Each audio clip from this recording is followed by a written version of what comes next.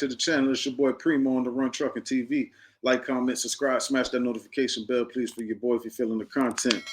We're going to start it off, man. Happy New Year 2024, man. Hope everybody getting to the money, everybody healthy, everybody safe, and accomplish everything you set out to do, man, for the new year. Now, we got a video here. We're going to get into it, man. It's about, it's for new people getting into the trucking industry, obviously.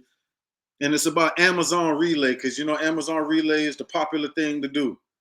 So I want to make this video here and give you a couple things to avoid these mistakes when booking Amazon Relay loads. First thing I want to say is overbooking the loads. Now, it's easy to, and what I mean by overbooking, I mean like, at least with me in the places I went to, when I first started booking the loads, I would try, if I see all the loads that I like for the week, I'm booking all them shits up all week. Amazon got into the habit of, you know, because they don't really know what they're going to have left. Because as a box truck, you're not coming in there taking like a 53 footer. They coming in there, they're taking 24 pallets off rip. Box truck now, you coming in there, some people got 24, some people got 26, and some people, whatever they got. So they're not necessarily sure how many carts and pallets you're going to be able to fit on your truck. So I done went to plenty stops and I done got there like, oh, you ain't got nothing here. And then the load is canceled. So don't overbook the loads. Don't go too crazy with them is what I would say. Don't overbook, because then when you overbook, you're obligating yourself to them loads. And then they might cancel on you, and then now you out of money all around. Because now it's not like you can just go, think about this. You pre-booking the loads, now you're missing out on all the potential loads that you could be doing. So just keep that in mind. I'm not saying it's gonna happen all the time, but don't go too crazy. The next thing is being on time. And Amazon, they notorious for wanting to fuck your score up. So don't be late to drop-offs, don't be late to pickups, and don't be late on your stops. They only give you 12 minutes per stop. So I try to be in there, boom, boom, boom, in and out like a robbery. You don't want to be in there bullshitting around, talking, and no. Because if you leave the facility late, your score is going to take a hit. If you get to the facility late, your score is going to take a hit. And then now that knocks you for not being able to get early access, which I think is bullshit anyway, because when you got early access, you should at least be getting higher paying loads because you have early access, which means your score is right and you're doing everything you're supposed to do. But we all know how that shit goes. So that's that. And now booking loads, people got to understand this shit. Like me, I lived in Broward down south. 9 times out of 10 before they opened up the newer facilities in like Fort Lauderdale and like by the Sawgrass Mall, I used to have to go to Miami pretty much for everything to pick up, Amazon-wise, right? That's about, for me, that's anywhere to 30 to 45 miles, depending on which facility I went to.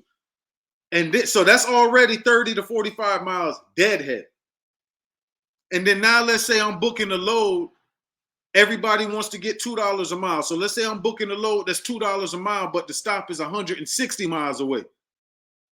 Okay, yeah, the load is $2 a mile. It's to standard. But now you got to keep, people do not, and this is why it gets me when people be online talking, oh, non-CDL box truck owner making $500 or $400 for 200 miles. That's cool, but you still got to ride back. So my point is, I'm already 30 to 45 miles in going to the facility. Once I get loaded, I got to go ride 200 miles to the stop. And yeah, I'm getting paid $450 for the stop. But now I got to ride home 200 miles. Obviously, I live 200 miles away or 150 miles away. That's deadhead. So all the money that I think I'm making, I'm really not making. I pretty much ran that load for free when you keep that in mind. Because you got to pay, like I said, you got a truck payment, you got insurance, you got maintenance, and you got gas. That all of that's coming out of that 400. Obviously, that's just one load, but at the end of the day, every load is you're supposed to make a profit. You're not supposed to just be breaking even, because then you're not making money. You're making money to pay your bills, put gas in the truck, but what do you make off the load?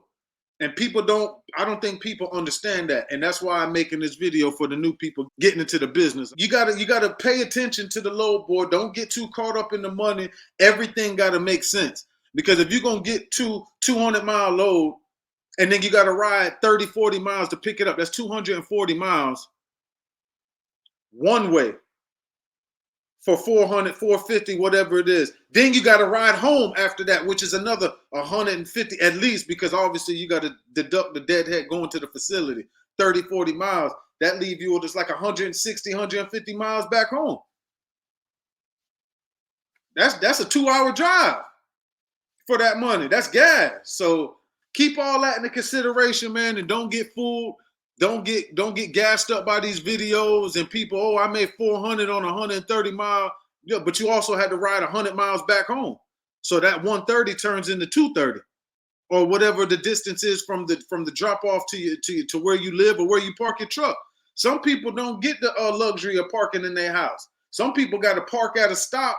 I mean, at a lot, and then jump in their personal car and drive home. So, I mean, all that shit play a part, man. So just keep all of that in mind. And this is specifically for Amazon, because Amazon is notorious for fucking up your score. I'm not gonna say they fucking up your score, because whoever's running the load, if you're late, then you did it to yourself. But they're not. It's not no walk in the park, man. You got to be on point, man, and you got to pay attention to the load board and don't get caught up into just the money or nothing. Everything got to make sense. When you book them loads, remember when you drop off, do the mileage from how far the facility is from your house. Add that into the rate, and then see if it's worth it. Then see if you're making money, because you'll have enough money to pay your truck payment, put gas in the truck, maintenance, take all that shit out. But you ain't gonna walk away with nothing. And at the end of the day, we in this to make money, man. So y'all let me know what y'all think, man. Jump in the comments. Like, comment, subscribe, hit that notification bell.